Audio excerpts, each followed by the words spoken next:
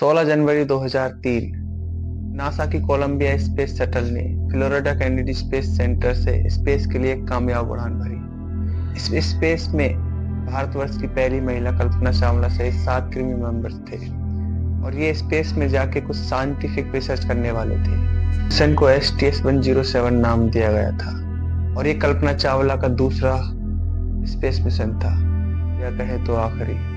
पूरे 15 दिन 22 घंटे 20 मिनट और 32 सेकंड रहने के बाद 1 फरवरी 2003 पृथ्वी के एंड फेज में एंटर करते हुए कुछ टेक्निकल प्रॉब्लम के कारण स्पेस सेंटर के थर्मल इंसुलेशन सिस्टम पूरी तरह से बर्बाद हो गया और सभी 7 क्रू मेंबर की जान चली गई। जहां सारे भारतीय एक तरह से इंतजार कर रहे थे देश की बेटी का आने का, वहां चारों तरफ मातम छा गया। आखिर उस कोलंबिया स्पेस शटल के साथ क्या हुआ था और उस दर्दनाक हादसे से पहले उन्होंने अपने स्पेस से क्या क्या अचीव किया था, आइए जानते हैं। तो गाइस, आज मैं इस वीडियो में आपको कल्पना चावला के स्पेस जर्नी से रूबरू कराना चाहता हूँ।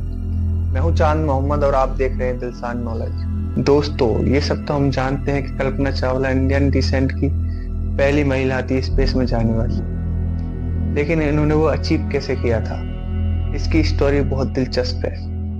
कल्पना चावला का जन्म 17 मार्च 1962 में हरियाणा के करनाल में हुआ था। बचपन से उनकी आंखों में एक ही सपना था, आसमान में उड़ने का, और एरोप्लेन से उनको बहुत लगाव था। साल 1976 में पंजाब इंजीनियर कॉलेज से अपनी पढ़ाई पूरी करके वो अमेरिका चली गई। वहां जाके उन्होंने university of Texas space engineering से मास्टर की डिग्री हासिल की। यूनिवर्सिटी ऑफ कोलोराडो बोल्डर से इंजीनियरिंग में PhD करने के बाद उन्होंने नासा में काम स्टार्ट कर दिया। आपको बता दूं कि कल्पना चावला एक सर्टिफाइड फ्लाइट एक्सटेंटर थी और उन्हें अलग अलग प्लेन उड़ाने का अनुभव था। 1991 में उनको अमेरिका की सिटीजनशिप मिल गई और 1995 में उन्होंने नासा के एस्ट्रोनॉट कॉर्प को ज्वाइन कर लिया। एस्ट्रोनॉट कॉर्प नासा की वो यूनिट है जो अलग अलग स्पेस मिशन के लिए एस्ट्रोनॉट को तैयार करती है। कल्पना चावला की काबिलियत देखते हुए उन्हें अगले ही साल यानी कि 1996 में अपने पहले स्पेस मिशन के लिए सिलेक्ट कर लिया गया। यहीं से चालू होती है कल्पना चावला की इनक्रेडिबल जर्नी। 19 नवंबर 1997 में नासा की कोलंबिया स्पेस शटल ने अमेरिकी केनेडी स्पेस सेंटर से एक उड़ान भरी जिसमें कल्पना चावला सहित 7 क्रू मेंबर्स थे और इस मिशन को STS-87 नाम दिया गया और ये कोलंबिया स्पेस शटल के स्पेस में 24th फ्लाइट थी। इस मिशन के दौरान इस स्पेस शटल ने धरती का करीब 252 बार ऑर्बिट की थी और करीबन 1,67,00,000 किलोमीटर डिस्टेंस ट्रेवल किया था। इस मिशन में वैज्ञानिकों का गोल था कि United states microgravity play board का यूज करके स्पेस में कुछ साइंटिफिक रिसर्च करना और AVS यानी कि एक्स्ट्रा वेरिकल एक्टिविटी परफॉर्म करना और स्पार्टन 201 को स्पेस में डिप्लॉय करना। स्पार्टन 201 को स्पेस में डिप्लॉय करने का काम दिया गया था कल्पना चावला को, लेकिन जब कल्पना चावला ने इसे डिप्लॉय किया तो ये अचानक से खराब हो गई और इसे वापस लाने के लिए 2 एस्ट्रोनॉट्स को वार्म अप करना पड़ा। शुरुआत में ये माना गया कि इस फेलियर की वजह कल्पना चावला से हुई कोई मिस्टेक ही है, लेकिन 5 महीने तक चली नासा के इन्वेस्टिगेशन के बाद पता चला स्पार्टन सैटेलाइट में लगे सॉफ्टवेयर में आई कमी थी, जिसकी वजह बागी के फ्लाइट क्रू और ग्राउंड कंट्रोल के बीच हुआ मिस कोऑर्डिनेशन था। खैर, इस मिशन के दौरान उन्होंने 15 दिन और 16 घंटे से भी ज्यादा समय बिताया था और 5 दिसंबर 1997 को ये स्पेस शटल सक्सेसफुली पृथ्वी पर आ गया था। स्पार्टन सैटेलाइट में गड़बड़ी होने के कारण कल्पना चावला को काफी क्रिटिसिज्म झेलना पड़ा था, लेकिन इस बात का असर उन्होंने अपने अगले एक्सपेरिमेंटों पर नहीं पड़ने दिया। जब उन पे लगे सारे आरोप गलत साबित हो गए तो नासा ने उन्हें एक अच्छा एस्ट्रोनॉट कहा और उन्हें एक हाई पोजीशन का वर्क भी दिया और साल 2001 में कल्पना चावला को अपने दूसरे स्पेस मिशन के लिए सिलेक्ट कर लिया गया और इस स्पेस मिशन का नाम दिया गया STS-107 और इसमें टोटल 7 क्रू मेंबर थे और इसे करीबन अलग अलग टेक्निकल प्रॉब्लम के कारण 18 बार डिले करना पड़ा। एक बार तो इस स्पेस शटल के लायरन स्पेस इंजन में एक क्रैक भी मिला था, लेकिन तमाम प्रॉब्लम सॉल्व करने के बाद 16 जनवरी 2003 आखिरकार कोलंबिया स्पेस शटल ने फ्लोरिडा केनेडी स्पेस सेंटर से अपनी 28 और आखिरी स्पेस उड़ान भरी।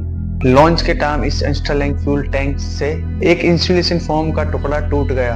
चूंकि इस स्पेस शटल की स्पीड बहुत ज्यादा तेज थी, तो जब वो छोटा सा टुकड़ा लेफ्ट एविटर से टकराया तो उसमें एक छेद हो गया। और आपको बता दूं, जब एक स्पेस शटल पृथ्वी के इंटरफेस में एंटर करता है तो जब उसे बहुत ज्यादा हीट का सामना करना पड़ता है। इसी हीट से बचने के लिए स्पेस सेंटर में हर एक पार्ट में थर्मल प्रोटेक्टर इंसुलेशन फोम लगाया जाता है। इंसुलेशन फोम का टूट जाना कोई नई बात नहीं थी, बल्कि नासा के पिछले मिशन में भी ऐसा कई बार हो चुका है। लेकिन इस बार इसमें शायद कुछ ज्यादा ही डैमेज हो गया था। रिपोर्ट्स की माने तो नासा के वैज्ञानिकों को पहले ही इस डैमेज की खबर लग गई थी। मतलब कि स्पेस लॉन्च होते ही उन्हें पता लग गया था कि कोलंबिया स्पेस शटल में छेद हो चुका है। लेकिन उन्होंने एस्ट्रोनॉट्स को इस बात की कोई जानकारी नहीं दी। तो आखिर उन्होंने ऐसा क्यों किया? क्या उन्हीं की लापरवाही के कारण ये दर्दनाक हादसा हुआ था? सबसे बड़ा सवाल तो यह है कि आखिर उसे रोका जा सकता था? इसका आंसर है नहीं। कुछ लोग ये कहते हैं कि शुरुआत में वैज्ञानिक इतना अनुमान नहीं लगा सकते कि स्पेस शटल को इतना नुकसान, इतना डैमेज हुआ है।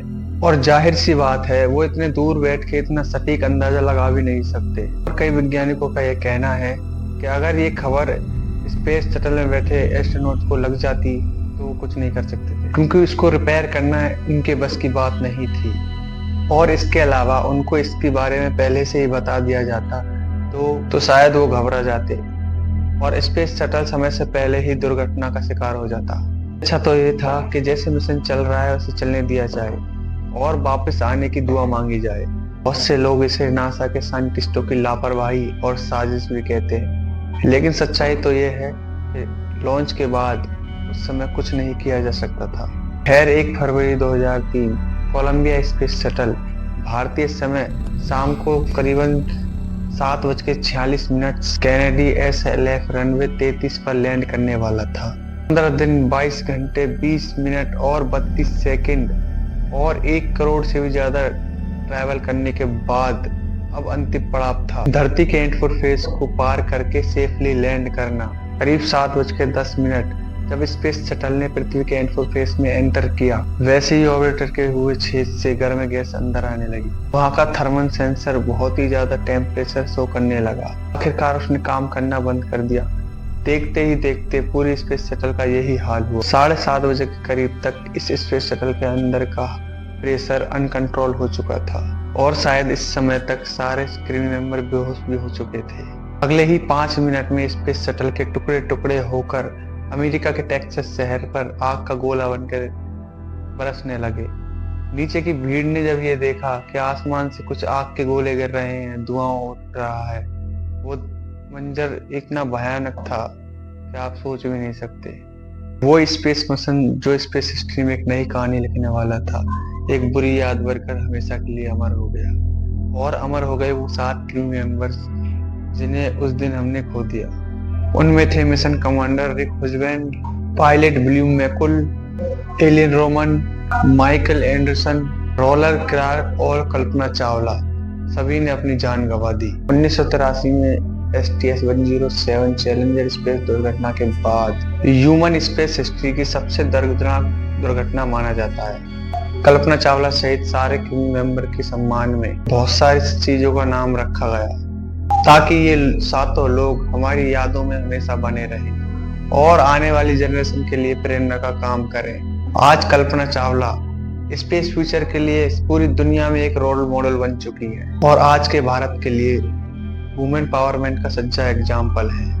और जब आप स्पेस में स्टार्स और गैलेक्सीज को देखते हैं तो आपको समझ में आता है कि आप एक छोटी सी जगह से बिलोंग नहीं करते, किसी देश से बिलोंग नहीं करते, बल्कि आप सोलर सिस्टम से बिलोंग करते हैं। भविष्य में हम अगर दूसरे गैलेक्सी के लोगों से मिलते हैं तो आप ये नहीं कहेंगे कि हम इंडिया से हैं या अमेरिका से हैं या अर्थ से हैं, बल्कि आप कहेंगे हम मिल्की वे से हैं। कल्पना चावला के इन्हीं शब्दों के साथ आज की वीडियो खत्म करते हैं। कल्पना चावला के सम्मान में एक लाइक और एक सब्सक्राइब तो बनता है। और अब मिलते हैं नेक्स्ट वीडियो में, जब तक के